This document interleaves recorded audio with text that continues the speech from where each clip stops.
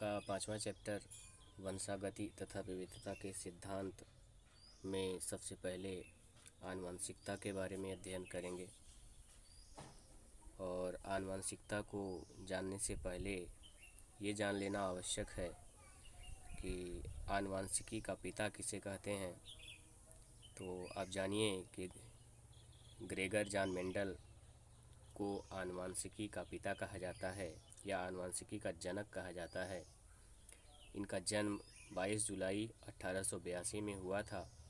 जन्म स्थान ऑस्ट्रिया, और इन्होंने जो अपना प्रयोग किया था वो उद्यान मटर पर किया था। ये खास जानकारी आप जानते रहेंगे। और इन्होंने खोज आनुवंशिकता पर किया, इसीलिए इन्हें आनुवंशिकी का जनक कहा जाता है। तो अब ये जान लेते हैं कि आनुवंशिकता क्या है। तो सबसे पहले यहाँ पर आप देखिए परिभाषा दी गई है, इसको आप देख लीजिए। आनुवंशिक लक्षणों का एक पीढ़ी से दूसरी पीढ़ी में जाने की प्रक्रिया को आनुवंशिकता कहते हैं। और आनुवंशिकता का अध्ययन विज्ञान की जिस शाखा के अंतर्गत किया जाता है उसे आनुवंशिकी कहा जाता है। इसके पहले आपको बताया जा चुका है कि मेंडल ने आनुवंशिकता की खोज में मटर के पौधे का चयन किया था। तो मटर के पौधे का ही चयन क्यों किया, इसका क्या कारण था, ये यहाँ पर लिखा हुआ है। बारी बारी से एक एक कैरेक्टर को पढ़ते हैं और उनके बारे में समझते हैं। देखिए, पहला लिखा है मटर का पौधा वार्षिक होता है, मतलब इसकी फसल जल्दी तैयार हो जाएगी और इसकी कई पीढ़ियों का अध्ययन आसानी से किया जा सकता है। बहुवर्षीय पौधा लेते तो उसका रिजल्टेंट इन्हें देर में प्राप्त होता और कई पीढ़ियों का अध्ययन करना आसान नहीं होता। दूसरा देखते हैं, मटर के पौधे का आकार छोटा होता है, इसलिए इसे आसानी से बगीचे में उगाया जा सकता है। इसको समझने में तो कोई प्रॉब्लम नहीं होनी चाहिए आपको। तीसरा देखिए, जो फूल होता है वो उभयलिंगी होता है, स्वाभाविक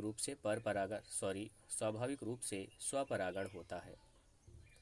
उभयलिंगी होने का मतलब नर तथा मादा जनन अंग दोनों पाए जाते हैं और इसमें स्वपरागण प्राकृतिक रूप से होता है।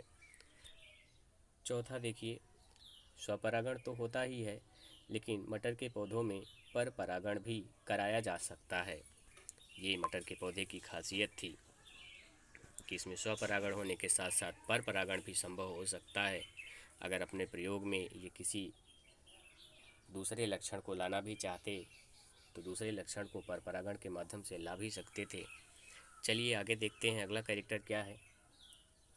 मटर के पौधे में जीवन चक्र एक छोटी अवधि में पूरा हो जाता है, इसलिए पीढ़ी के परिणाम जल्दी प्राप्त होते हैं। ये तो आप जान ही चुके हैं। अगला देखिए, छठा, बीजों के अंकुरण, वृद्धि और पुष्पन के लिए विशेष परिस्थितियों की आवश्यकता नहीं होती है। तो ये मेंडल द्वारा मटर के पौधे के चयन के कारण थे। ये एग्ज़ाम में काफ़ी पूछा जाता है, तो इसको आप लिख लेंगे। आगे देखते हैं, मेंडल ने मटर के पौधे में कौन कौन से लक्षणों पर प्रयोग किया, कितने लक्षणों को पाया, यहाँ पर उसका वर्णन दिया गया है। तो आप जानते रहिए कि मेंडल ने 7 लक्षणों पर प्रयोग किए थे और मेंडल के वो 7 लक्षण यहाँ आपकी स्क्रीन पर दिखाई दे रहे हैं। आप इनको देख सकते हैं, बारी बारी से इनके बारे में समझ लेते हैं। किसी एक लक्षण के 2 तुलनात्मक लक्षण होते हैं। एक लक्षण प्रभावी होता है और दूसरा लक्षण अप्रभावी होता है। तो हम उस लक्षण के दोनों तुलनात्मक लक्षणों को लेकर के उनके बारे में देखते चलेंगे और इनके बारे में समझते चलेंगे। यहाँ पर आप देखिए, पहला लक्षण है फूलों का रंग। फूलों के रंग में बैंगनी रंग ये प्रभावी और सफ़ेद रंग ये अप्रभावी होता है। दूसरा लक्षण उनका था फूलों की स्थिति। तो एक है अक्षीय और दूसरा है अंत्य। अक्षीय का मतलब होता है जो पत्तियों की कक्षा से निकले हों, पत्तियों के कक्ष से निकले हों, ऐसी स्थित पुष्प वाले पौधे। तथा अंत्य का मतलब होता है ऐसे पुष्प जो पौधे के सबसे टर्मिनल एंड, सबसे ऊपरी भाग पर उगते हों, उन्हें अंत्य कहते हैं। तो ये लक्षण अक्षीय लक्षण इसमें प्रभावी है और दूसरा अप्रभावी है। तीसरा देखते हैं तने की लंबाई, इसमें लंबा प्रबल और बौना दुर्बल होता है।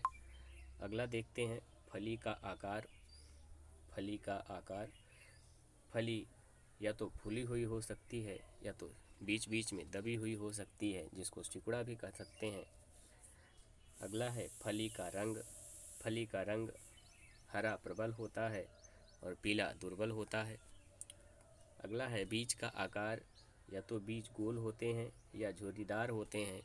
गोल प्रबल लक्षण में आता है और झुर्रीदार दुर्बल लक्षण में आता है। नेक्स्ट है आपका बीज का रंग। बीज का रंग या तो पीला होगा या तो हरा होता है। पीला प्रबल लक्षण और हरा दुर्बल लक्षण के अंतर्गत आता है। ये मेंडल के द्वारा खोजे गए 7 लक्षण थे और उन पर किए गए प्रयोग थे। इनको आप अपने नोट में बना लेंगे और इनको आप याद कर लेंगे। ये परीक्षा के दृष्टिकोण से बहुत ही इम्पोर्टेंट है। इसके आगे आपको अगले वीडियो में बताया जाएगा।